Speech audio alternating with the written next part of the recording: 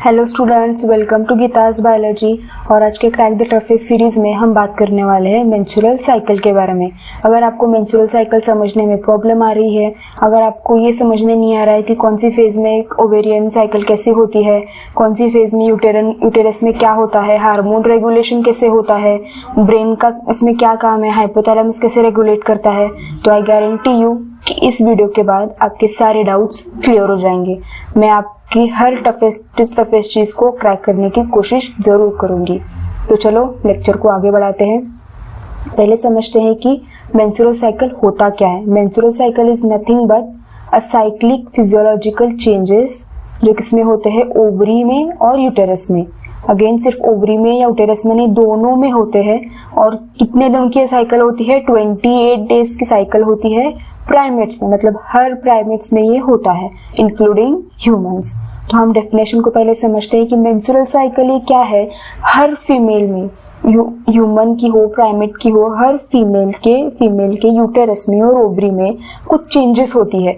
चाहे वो यूटेरस की लाइनिंग में हो, ओवरी में जो हमारे सेकेंडरी oocyte होते हैं, प्राइमरी oocyte होते हैं, उनमें जो चेंजेस होते हैं, उन सबको मिला के हम क्या बोलते हैं? Menstrual cycle. और ये साइकिल 28 दिन की होती है, यानी कि उस वुमन जब से उसने प्यूबर्टी अपनी हिट की हुई है, जब से उसकी प्यूबर्टी स्टार्ट हुई है टिल मेनोपॉज, उसके ओवरी में और यूटेरस में हर 28 डेज में चेंजेस होते हैं, starting from 1 day and ends at 28 days. वही फिर अगले 29 डे जब आता है, जब उसका अगेन फर्स्ट डे स्टार्ट होता है, वहीं से लेकर आगे वाले 28 डेज तक उसकी ओवरी और यूटेरस में चेंजेस होते हैं, जिसे हम क्या कहते हैं? मेंस्ट्रुअल साइकिल कहते हैं।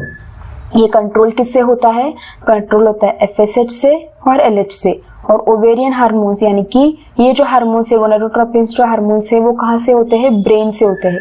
यानी कि जो फीमेल की ब्रेन है, यानी हम क्या कह सकते हैं, हाइपोथैलेमस या जो पिट्यूटरी ग्लैंड है, वो इन्हें रेगुलेट करते हैं। और ये जो ओवेराइन हार्मोन्स है वो ओवरी में तैयार होते हैं, oestrogen and progesterone.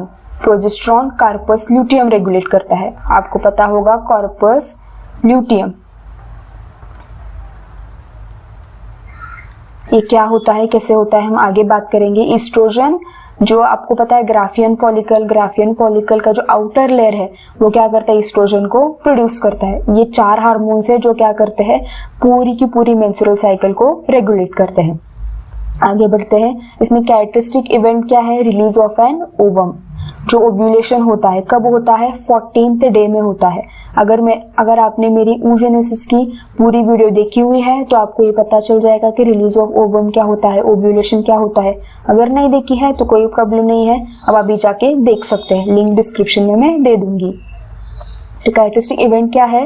Release of ovum. ये एक बहुत कैरेक्टरिस्टिक इवेंट में क्यों बोल रही हूँ, क्योंकि स्पर्मेटोजेनिस में जब आप देखते हो तो स्पर्मेटोजोआ या स्पर्म ये कंटिन्यूसली प्रोड्यूस होते हैं, लेकिन जो ओव्यूलेशन है वो महीने में सिर्फ एक बार ही होता है। यानी कि सिर्फ महीने में एक बार ही ओवम तैयार होता है। जितने भी प्राइमरी oocyte है, जितने भी सेकेंडरी oocyte है, उसमें से सिर्फ एक ही क्या होगा? एक ही में से ओवम बाहर निकलेगा। और इसलिए क्या है? कैरेक्टरिस्टिक इवेंट है। यानी कि ये क्या बोल सकते हैं हम? डिफरेंट इवेंट है जो सिर्फ फीमेल्स में ही होता है। आगे, it occurs alternatively in both the ovaries. यहाँ पे बच्चे बहुत कंफ्यूज होते हैं कि दोनों ओवरीज में होता है। जैसे हमें पता है कि फीमेल में 2 ओवरीज होती है, 2 ओवरीज में से सिर्फ एक ओवरी के ही एक सेकेंडरी oocyte का मैच्योरेशन होता है, ग्राफियन फॉलिकल तैयार होता है, उससे जो भी ओवम या ओव्यूलेशन होता है वो बाहर निकलता है। आप ये जो नेम है मैं बताना भूल गई, ओवम, ये बहुत कंट्रोवर्शियल नेम है। बहुत लोग इसे ओवम बोलते हैं, बहुत लोग इसे सेकेंडरी oocyte भी बोलते हैं।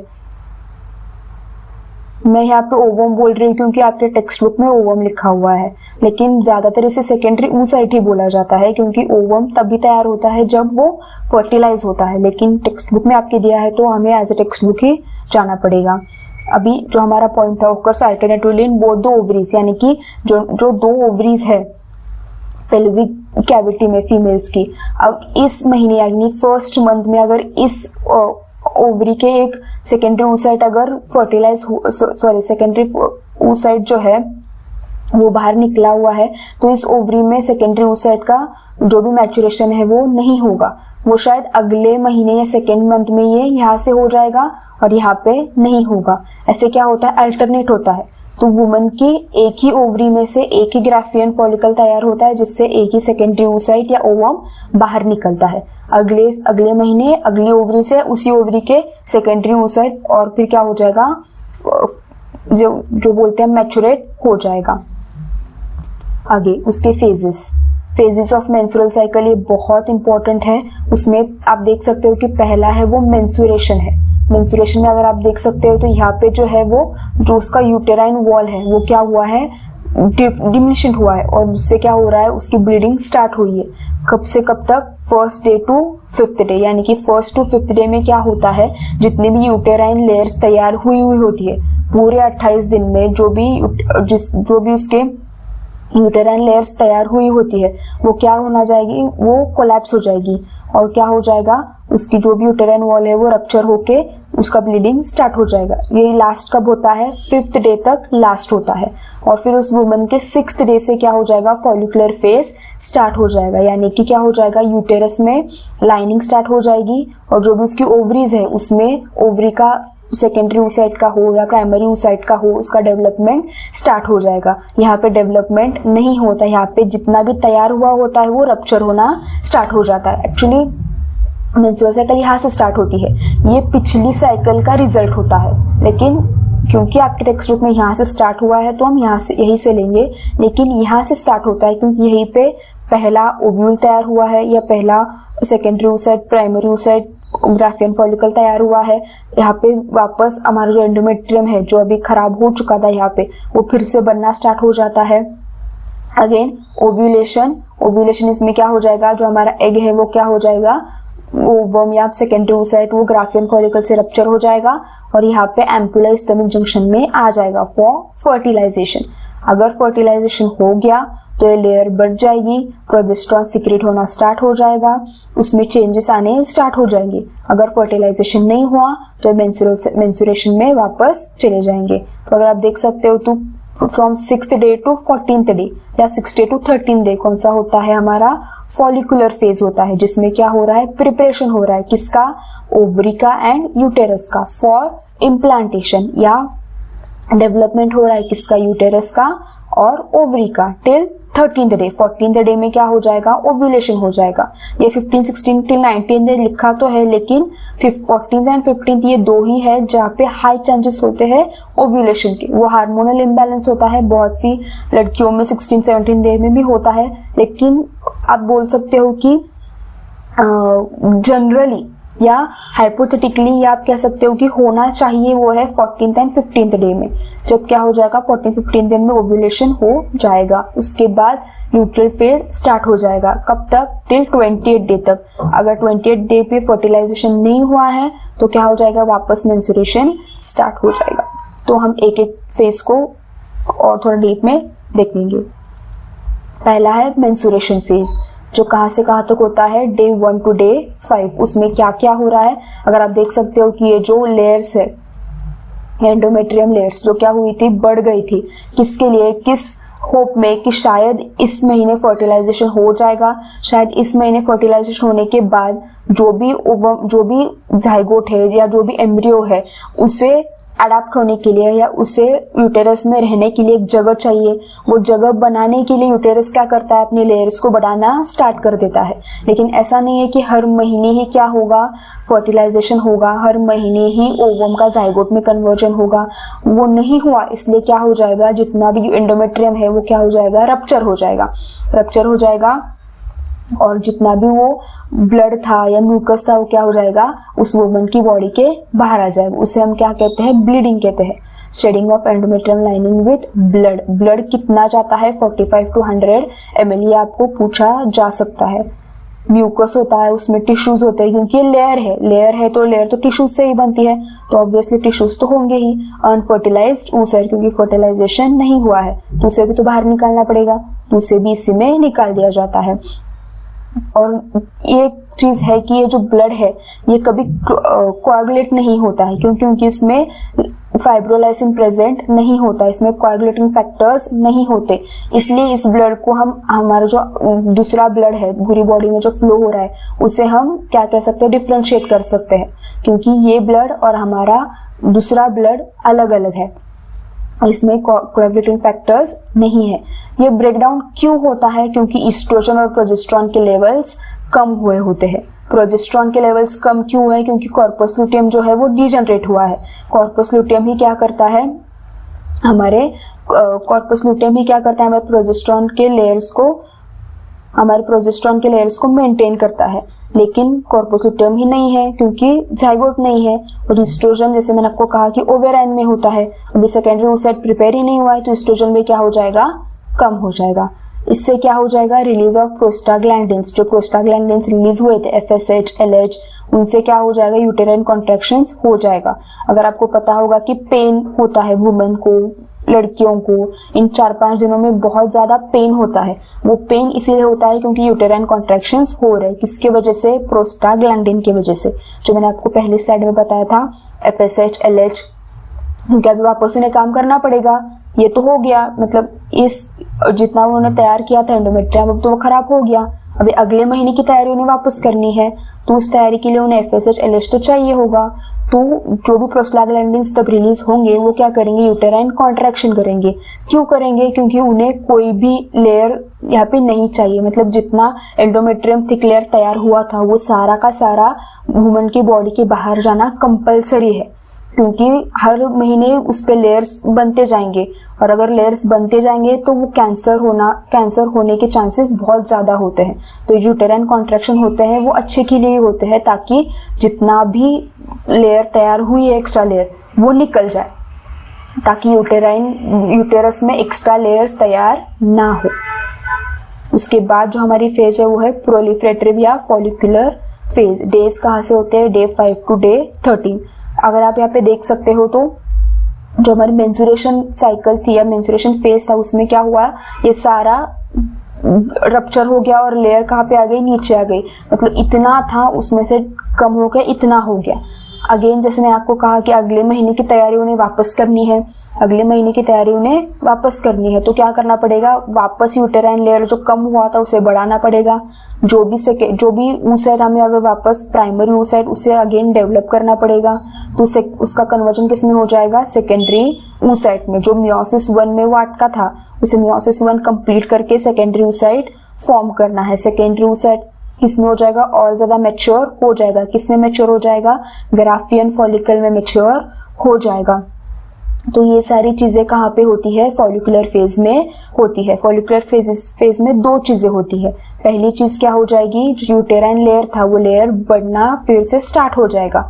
किस पास में, कि शायद अगले महीने या शायद इस महीने तो फर्टिलाइजेशन हो जाएगा, इस महीने तो वो फर्टिलाइज कर देगा, इसलिए इस आस में वो वापस क्या करेगा, अपनी यूटेराइन लेयर्स को बढ़ाना स्टार्ट कर देगा। तो जो भी प्राइमरी oocyte थी, जो उसने फीटल अपने लाइफ में, उस लड़की ने फीटल लाइफ में ही अपनी तैयार करके रखी हुई थी, वो क्या करेगी, मियोसिस 1 में आ जाएगी और सेकेंडरी फॉलिकल में या सेकेंडरी oocyte में कन्वर्ट हो जाएगी। वो सेकेंडरी oocyte कन्वर्ट हो जाएगा टर्शियरी oocyte में। टर्शियरी oocyte में क्या हो जाएगा, एंट्रम तैयार हो जाएगा या फ्लूइड फिल कैविटी तैयार हो जाएगी, जिसके वजह से क्या हो जाएगा, वो ग्राफियन फॉलिकल में कन्वर्ट हो जाएगा। और ये जो हमारा oocyte है वो क्या करेगा, सेकेंडरी oocyte अपने मियोसिस 2 में अटका पड़ा रहेगा and becomes one graafian follicle. Others undergo atresia. Atresia मतलब वो डैमेज होना स्टार्ट करेंगे। इसलिए एट एज ऑफ 45 वुमेन का मेंस्ट्रुअल साइकिल कम रुक जाता है। क्यों? क्योंकि हर महीने उनका एक वो क्या कर रहे हैं, लूज कर रहे हैं, और जब तक वो 45 में आ जाते हैं तब तक क्या हो जाएगा, वो सारे खत्म हो जाएंगे। अगर आप देखो तो नेक्स्ट पॉइंट, इसमें क्या क्या होता है, ईस्ट्रोजन सिक्रेशन बढ़ जाएगा। अगेन सेकेंडरी oocyte है, टर्शियरी oocyte है, ये क्या करेंगे, ईस्ट्रोजन, इनकी जो लेयर है वो क्या करेगी, ईस्ट्रोजन प्रोड्यूस करना स्टार्ट करेगी। उससे ईस्ट्रोजन क्या करता है, बढ़ाता है। अगर आपको भी पूछा जाए तो ईस्ट्रोजन का काम क्या है, बढ़ाना, ग्रोथ करना। किस किस की ग्रोथ करेंगे वो, एक तो इस oocyte की ग्रोथ करेंगे, वापस इस एंडोमेट्रियम की ग्रोथ करेंगे। इसीलिए अगर आपको पूछा जाए, शायद आपको ये ह्यूमन हेल्थ में पूछा जा सकता है कि जो भी फीमेल के रिप्रोडक्टिव ट्रैक्ट का जो कैंसर का होता है वो ज्यादा से ज्यादा ईस्ट्रोजन की वजह से होता है। ईस्ट्रोजन ये बहुत बड़ा एक क्या बोल सकते हैं विलन है वुमेन्स की लाइफ में, क्योंकि अगर ईस्ट्रोजन की संख्या बढ़ गई तो वो क्या करता है, सिर्फ ग्रोथ करता है और एक बार अब नॉर्मल ग्रोथ भी कर देता है। इसका काम है ग्रोथ करना। अभी हम हमारी इस टॉपिक में आ जाते हैं फॉलिकुलर फेज में। यहाँ पे क्या होगा, ईस्ट्रोजन ग्रोथ करेगा। किसकी ग्रोथ करेगा, oocytes की ग्रोथ करेगा। वापस यूटेरस की ग्रोथ अगेन स्टार्ट कर देगा। अगर आपको कुछ भी याद ना है इस टॉपिक के बारे में, अगर आपको क्वेश्चन आ भी जाए तो आप ये लाइन बिंदास लिख सकते हो कि oestrogen secretion helps in growth of female reproduction या फीमेल रिप्रोडक्टिव ट्रैक। आप इतना भी लिख सकते हो क्योंकि ये एक यूनिवर्सल लाइन है। और कहाँ तक बढ़ेगा, 3 to 5 mm तक उसकी लेयर क्या हो जाएगी, बढ़ जाएगी। आगे क्या होगा, अगेन मैंने आपको कहा कि गोनाडोट्रोपिन्स जो है वो क्या करेंगे, पिट्यूटरी को रिलीज, FSH और LH जो क्या हुआ था, कम हुआ था, वो अगेन क्या हो जाएगा, स्टार्ट हो जाएगा। क्यों, क्योंकि यूटेराइन कॉन्ट्रैक्शंस भी करना था उन्हें पीछे, और अभी यहाँ पे क्या करना है, उन्हें oocytes को भी डेवलप करना है।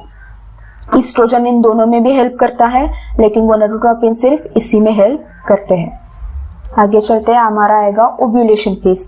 ओव्यूलेशन फेज ये क्या है, सबसे छोटा फेज है, यानी सिर्फ एक दिन का ही है। ज्यादा से ज्यादा वुमेन्स में ये एक दिन का होता है, बहुत सारी वुमेन्स में ये 15-16 मतलब 2-3 दिन का होता है, depending upon their health, depending upon their hormonal imbalance या हार्मोनल बैलेंस जो भी है उनका, उस पर डिपेंड होता है। लेकिन अगर आप देख लो हाइपोथेटिकली या देख लो आप, जैसे आप कंडीशंस के देख लो तो डे 14 एक ही दिन का ये ओव्यूलेशन फेज होता है। क्यों होता है, LH की वजह से, क्योंकि जो भी FSH रिलीज हुआ था, जो भी ईस्ट्रोजन रिलीज हुआ था, वो क्या करेंगे, इस LH को बढ़ाते हैं। Positive feedback of oestrogen. पिछली बार जैसे आपको कहा था कि ईस्ट्रोजन का लेवल बढ़ गया है, वो क्या करेगा, अपने साथ LH को भी बढ़ाना स्टार्ट कर देगा। और इस LH की वजह से क्या हो जाएगा, जो ग्राफियन फॉलिकल में जो oocyte था, सेकेंडरी oocyte, वो क्या हो जाएगा, रिलीज कर दिया जाएगा। रिलीज करके इसका कन्वर्जन किस में हो जाएगा, कॉर्पस लुटियम में हो जाएगा। Graafian follicle release secondary oocyte into the pelvic cavity, यानी कि फेलोपियन ट्यूब में वो क्या कर दिया जाएगा, रिलीज कर दिया जाएगा। और जो भी उसका बचा हुआ जो एरिया था वो किस में कन्वर्ट हो जाएगा, कॉर्पस लुटियम में। अगर फर्टिलाइजेशन नहीं हुआ तो कॉर्पस अल्बाइकन्स में। आई होप आपको ये यहाँ तक समझ में आ गया होगा। आगे इसकी क्या, कौन सी लेयर होगी या कौन सी फेज होगी, सिक्रेटरी फेज होगी या ल्यूट्रल फेज होगी। कहाँ से कहाँ तक, 15 to 28 डेज तक। कॉर्पस लुटियम जो तैयार हुआ था वो क्या करेगा, अंडर LH इन्फ्लुएंस क्या करेगा, प्रोजेस्टेरॉन सिक्रीट करना स्टार्ट कर देगा। ईस्ट्रोजन तो पहले से ही सिक्रीट हो रहा है, LH भी सिक्रीट हो रहा है, और ये तीनों लोग क्या करेंगे, एंडोमेट्रियम का लेयर और बढ़ाएंगे।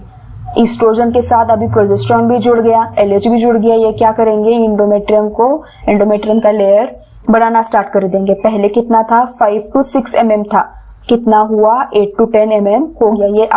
ये आपको याद होना जरूरी है, क्योंकि आपको पूछा जा सकता है। प्रोमोट यूटेराइन ग्लैंड सिक्रीशन, अभी क्या हुआ, FSH कम हुआ, क्योंकि अगर यहाँ पे अगर आप मान लो कि फर्टिलाइजेशन हो गया है, फॉर अ मिनट हम ये सोचते हैं कि फर्टिलाइजेशन हो गया है, तो जो भी यूटेरस है या जो भी फैलोपियन ट्यूब है उसमें क्या हुआ है, एम्ब्रियो प्रेजेंट है, और FSH का बहुत ज्यादा काम होता है इन यूटेराइन को कॉन्ट्रैक्ट करना।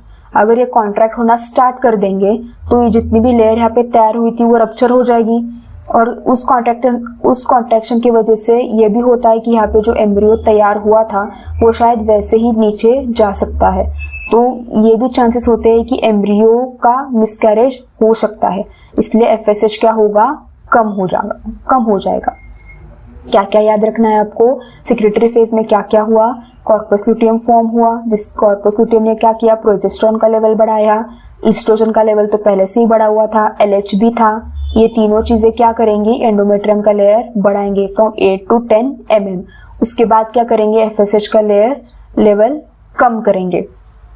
आगे और क्या करेंगे वो, अगर फर्टिलाइजेशन हो गया, इफ फर्टिलाइजेशन ऑकर्स, तो HCG क्या करेगा, from developing embryo, HCG human continuing chromatotropin hormone, ये जो है एम्ब्रियो से वो क्या करेगा, कॉर्पस लुटियम को मेंटेन करेगा, यानी इसे अल्बाइकन्स में कन्वर्ट होने नहीं देगा।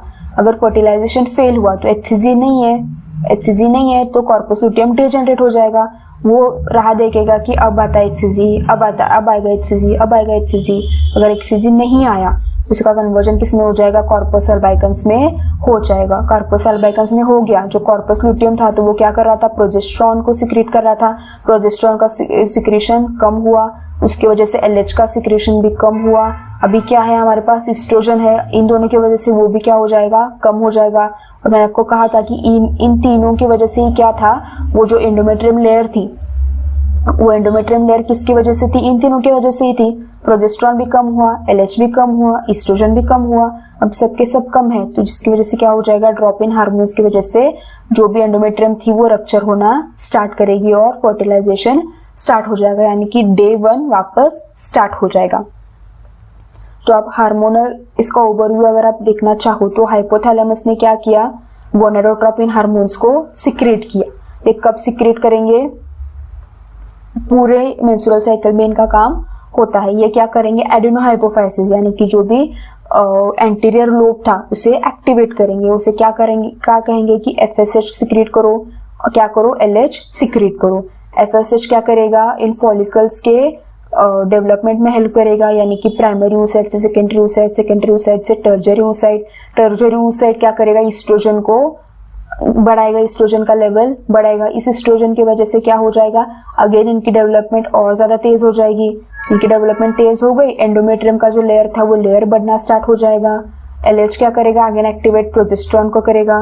प्रोजेस्टेरॉन क्या करेगा, अगेन इस जो एंडोमेट्रियम लेयर है वो बढ़ाना स्टार्ट कर देगा, और LH की वजह से क्या हो जाएगा, ये ओव्यूलेशन हो जाएगा।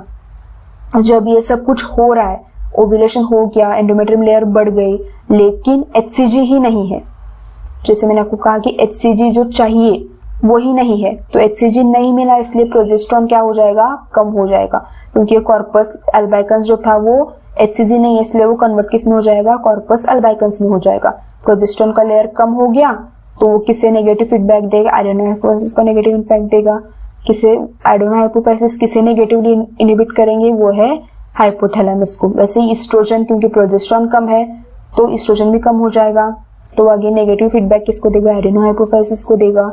इसकी वजह से क्या हो जाएगी, एस्ट्रोजन प्रोजेस्टेरॉन की लेयर कम हो जाएगी और मेंस्ट्रुएशन स्टार्ट हो जाएगा। जैसे मैंने कहा कि गोनेडोट्रोपिन फ्रॉम हाइपोथैलेमस क्या करेगा, स्टिमुलेट्स एंटीटरी पिट्यूटरी ग्लैंड, जिसकी वजह से FSH एंड LH क्या हो जाएगा, रेगुलेट हो जाएगा। फॉलिकुलर डेवलपमेंट हो जाएगी, जैसे मैंने आपको कहा कि प्राइमरी oocyte से सेकेंडरी oocyte, सेकेंडरी oocyte से टर्शियरी oocyte, जिसकी वजह से क्या हो जाएगा, हार्मोन रिलीज हो जाएगा। ये क्या करेंगे, oestrogen progesterone inhibit regulate FSH and LH, जब तक है तब तक इनएक्टिवेट करेंगे, जब इनका लेवल कम हो जाएगा तो इनहिबिट करना स्टार्ट कर देंगे। आगे आपको कोरिलेशंस पता होने चाहिए, मतलब कौन से फेज में कौन सा हार्मोन होता है और वो एंडोमेट्रियम स्टेट का क्या करता है। ये बहुत बार पूछा जा चुका है। पहले फॉलिकुलर फेज, उसमें जैसे मैंने आपको कहा कि एस्ट्रोजन सबसे ज्यादा होता है। क्यों? क्योंकि एस्ट्रोजन क्या करता है, ग्रोथ को प्रोमोट करता है, और हमें पता है कि फॉलिकुलर फेज का सबसे महत्वपूर्ण काम यही होता है कि उसे ग्रोथ करनी है, चाहे वो एंडोमेट्रियम लेयर की ग्रोथ हो, चाहे वो ओवरीज की ग्रोथ हो। उसका स्टेट क्या हो जाएगा, फिर एंडोमेट्रियम का स्टेज प्रोलिफरेशन हो जाएगा, ऑब्वियसली, क्योंकि एस्ट्रोजन है वो तो ग्रोथ करेगा ही, उसका काम ही है ग्रोथ करना, सेल साइकिल, सेल डिवीजन को बढ़ाना। उसके बाद आता है हमारा कौन सा फेज, ओव्यूलेटरी फेज। वो क्या करेगा, जिसमें डोमिनेंट हार्मोन कौन सा है, LH है। एस्ट्रोजन ने इसे भी एक्टिवेट कर दिया, LH हो गया। और उसके बाद क्या हो जाएगा, ओवम रिलीज हो जाएगा, या हम कह सकते हैं कि सेकेंडरी oocyte रिलीज हो जाएगा। अगेन ल्यूटल फेज, जिसमें क्या है, प्रोजेस्टेरॉन है, क्योंकि जो ग्राफियन फॉलिकल यहाँ पे तैयार हुआ था वो प्रोजेस्टेरॉन सिक्रीट करना स्टार्ट करेगा, जिसकी वजह से सिक्रीटरी डेवलपमेंट हो जाएगी, यानी कि जो एंडोमेट्रियम वॉल्स है वो और थोड़ी से बढ़ जाएंगे, इस आशा में कि शायद अब तो फर्टिलाइजेशन हो गया होगा, तो जो भी एम्ब्रियो आएगा उसे मुझे क्या करना है, प्रोटेक्ट करना है। इस आशा में वो क्या करेगा, अपनी और ज्यादा डेवलपमेंट कर देगा। उसके बाद मेंस्ट्रुअल साइकिल में कोई भी हार्मोन्स नहीं होते हैं, ये आपको नहीं भूलना है, ये आपको बहुत ज्यादा कंफ्यूज कर देते हैं, नीट में तो बहुत कंफ्यूज करते हैं। हार्मोन्स मेंस्ट्रुअल फेज में कोई भी हार्मोन्स नहीं होते, जिसकी वजह से क्या हो जाती है, शेडिंग हो जाती है, यानी कि जो रप्चर है वो वहीं पे स्टार्ट हो जाता है। इसके बाद ये पूरा डायग्राम जो आपको टेक्स्ट बुक में दिया है, मैं आपको एक बार बताने की कोशिश जरूर करूंगी। तो यहाँ पे देखिए आप ओवेराइन साइकिल, पहले क्या था, प्राइमरी oocyte था, उसका कन्वर्जन किस में हुआ, सेकेंडरी oocyte में हुआ। सेकेंडरी oocyte में ये कब हो रहा है, फॉलिकुलर फेज में हो रहा है। ये फॉलिकुलर फेज में ही क्या हो रहा है, हमारे जो ओव्यूल्स है वो डेवलप हो रहे हैं। प्राइमरी से सेकेंडरी, सेकेंडरी से टर्जरी, टर्जरी से किस में कन्वर्ट हुआ, ग्राफियन फॉलिकल में हो गया। कब, फॉलिकुलर फेज में। उसके बाद क्या हुआ, 14th डे में क्या हुआ, वो रप्चर हुआ और जो भी सेकेंडरी oocyte है वो बाहर निकल गया। फिर ये जो भी बचा कुचा था उसका कन्वर्जन किस में हो जाएगा, कॉर्पस ल्यूटियम में। कॉर्पस ल्यूटियम पूरे ल्यूटल फेज में। आपको याद रखने का इतना भी कोई डिफिकल्ट नहीं, क्योंकि यहाँ पे भी ल्यूटियम है और यहाँ पे भी ल्यूटल है, तो आप ऐसे याद रख सकते हो। तो ल्यूटियल फेज में पूरा कॉर्पस ल्यूटियम प्रेजेंट होता है, लेकिन क्योंकि अभी उसे HCG से कोई सिग्नल नहीं मिला है जो क्या करता है, इसे प्रोटेक्ट करता है। तो इसे प्रोटेक्ट करने वाला कोई नहीं है, तो वो कहता है कि अब मैं क्या रुक के क्या करूं, मुझे प्रोटेक्ट करने वाला ही नहीं है। तो वो क्या करेगा, कन्वर्ट किस में हो जाएगा, कॉर्पस अल्बाइकन्स में कन्वर्ट हो जाएगा। कब, 18th डे में कन्वर्ट हो जाएगा। जिसके बाद उसका जो भी एम्प्टी जनरेशन है वो स्टार्ट हो जाएगा। बॉडी टेम्परेचर अगेन, अगर आप देखो, जो अगर आप सच में फीमेल हो तो आपको पता चल ही जाएगा, लेकिन जो मेल्स ये वीडियो सुन रहे हैं, बॉडी टेम्परेचर भी डिफरेंशिएट होता है। 14th डे से लेके 18th डे तक बॉडी टेम्परेचर वुमेन का हाई होता है। क्यों, क्योंकि कॉर्पस ल्यूटियम की वजह से बॉडी टेम्परेचर बढ़ जाता है। अगर आपको हार्मोन्स के बारे में अगर आपको पढ़ना हो, वो भी एंटी पिट्यूटरी हार्मोन्स के बारे में, तो आप देख सकते हो कि FSH है, ये जो ब्लू लाइन है, लाइट ब्लू लाइन, वो है follicular stimulating hormone.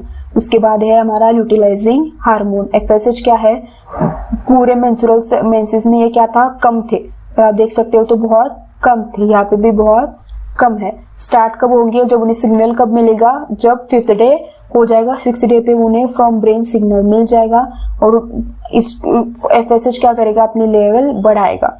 FSH level बढ़ाएगा। यूटिलाइजिंग हार्मोन 14th डे में जब उसको इस्ट्रोजन से क्या मिलेगा, सिग्नल मिलेगा, वो अपने लेवल बढ़ाएगा।